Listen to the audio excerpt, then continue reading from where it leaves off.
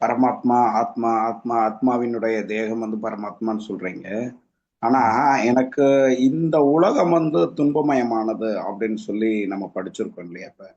ம், ம், அப்போ இந்த துன்பமயமான உலகத்துல இருக்கக்கூடிய பரமாத்மா, இந்த ம், ஆத்மாவுக்கு என்ன ம், விமோசனம் தரப்போறார்?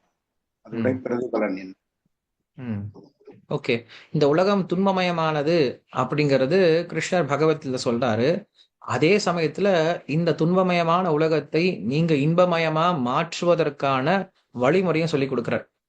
கிருஷ்ணர் நம்மள அப்படி விடவே இல்ல. இங்க என்ன சொல்றாரு அப்படின்னா, இந்த உலகம் ஏன் துன்பமயமானது அப்படின்னு சொல்லி சொல்றாரு அப்படின்னா, அப்பதான் நம்மளுக்கு இந்த உலகத்திலிருந்து வெளியில போணும் அப்படின்ற ஆசை வரும். அப்பா என்ன பண்ணுவாரு அப்படின்னா, "டேய் வெளியில போகாதடா, வெளில போய் விளையாடாதடா, அங்க வெளில இருட்டா இருக்கு, இல்ல கீழ விழுந்துருவடா, வெளில பாரு அங்கெல்லாம் ஒரே கல்லா இருக்கு, ஒரே முள்ளா இருக்கு" அப்படின்னு சொல்லுவாரு.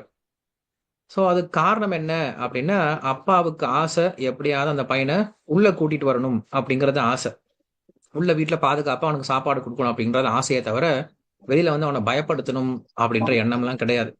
சோ அதேபோல தந்தையாகிய பகவானுக்கு நம்மள எப்படியாவது அவர் பக்கத்துல சேர்த்துக்கணும் அப்படின்னு ஆசை. அதனால சொல்றாரு, "இங்க ஏன்பா இருக்கீங்க? இங்க ஏன்பா கஷ்டப்பட்டுருக்கீங்க? என் கூட வந்துருங்கப்பா, நல்லா பாத்துக்கிறேன்" அப்படின்னு சொல்றாரே தவிர, மற்றபடி நீங்க பகவானுடைய தொடர்புல இருந்தீங்க அப்படின்னா, நீங்க எங்க இருந்தாலும் சந்தோஷமா இருக்கலாம். பகவானுடைய தொடர்பு இல்ல அப்படின்னா, நாம எங்க இருந்தாலும் துன்பப்பட போறோம். சோ இந்த உலகத்துல யாருக்கு துன்பம், யாருக்கு பயம் அப்படின்னா இப்ப சொன்னேன் இல்லையா? நான் கொஞ்ச நேரத்துக்கு முன்னாடி உபன்யாசத்துல அதான் சொன்னேன். நாம் பகவானுடைய தொடர்புல இருந்துகிட்டு இருக்கோம் அப்படின்னு ஞாபகம் வந்துச்சுன்னா, நம்ம பயப்படவே மாட்டோம். ஒரு குழந்தை மாரிதான். ஒரு குழந்தை எங்க போனாலும் சரி, அது ரோட்ல இருந்தாலும் சரி, இல்ல ரோட கிராஸ் பண்ணாலும் சரி, எங்க போனாலும் அந்த குழந்தை அப்பாவுடைய கை பிடிச்சிட்டு இருந்துன்னு வச்சுக்கோங்களேன், அதுக்கு பயமே இருக்காது. ஹேப்பியா சுத்திட்டு இருக்கும். இதுவே வீட்லயே தான் குழந்தை இருக்கு.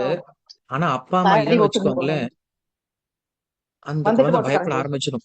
இல்லையா? அந்த குழந்தை பயப்பட ஆரம்பிச்சிடும். ஐயோ! யாருமே இல்லையேங்கன்னு சொல்லிட்டு அந்த வீட்லயே பயப்பட ஆரம்பிச்சிடும். அதனால தான் நாம என்ன புரிஞ்சுக்கணும்னா, பகவானுடைய தொடர்புல இருந்தோம் அப்படின்னா, நமக்கு துன்பம் அப்படிங்கிறது எங்கேயுமே கிடையாது. அது இந்த உலகத்திலயும் சரி. அந்த பகவானுடைய தொடர்புல நம்ம எப்படி இருக்கிறது அப்படின்னா, அவருடைய நாமத்த சொல்றதுனால தான் இருக்க முடியும். நீங்க கிருஷ்ணான்னு சொன்னீங்கன்னா, கிருஷ்ணர் எங்கேயோ கிடையாது. உங்க பக்கத்திலே இருக்காரு. உங்க கூடயே இருந்துட்டு இருக்கார். கிருஷ்ணன் அன்னைக்கு உங்க கூட தான் இருந்துட்டு இருக்காரு. அத நீங்க உணரணும் இல்லையா?